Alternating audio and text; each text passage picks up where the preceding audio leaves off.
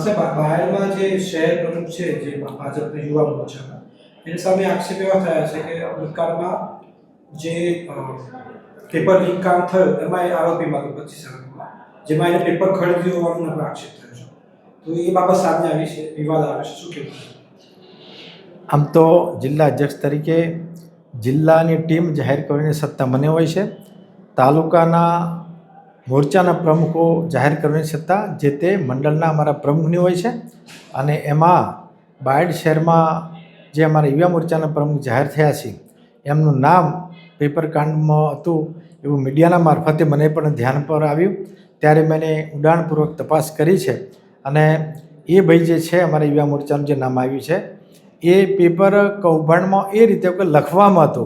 એ પોતે કોઈક બારોટે વખતે જે તે વખતે 2023ની અંદર કાંડ બન્યો હતો એને આખું પેપર ફોડ્યું હતું અને 27 લોકો જે લખવામાં હતા એ પૈકીમાં છોકરો તો એવું મારી ધ્યાન પર આવ્યું છે.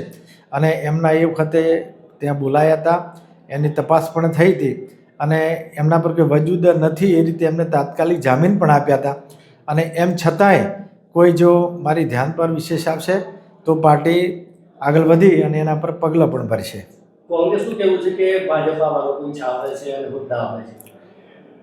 આવી નાની બાબત હોય એ પાર્ટીમાં અમારા ધ્યાન પર આવે પછી આપણે એને નિર્ણય કરતા હોઈએ છીએ.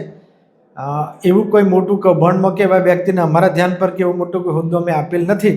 એટલે એમના જે આક્ષેપો છે એ વાહિયાત છે અને તથ્ય વિહોણા છે. અને મેં ફરી આપને કહું છું કે કોઈ પણ દોષિતને આ પક્ષમાં સ્થાન નથી. કદાચ એમાં દોષિત ઠરશે તો પાર્ટી પગલો ભરી અને તરત જ પાર્ટીમાંથી એને બહાર કાઢશે.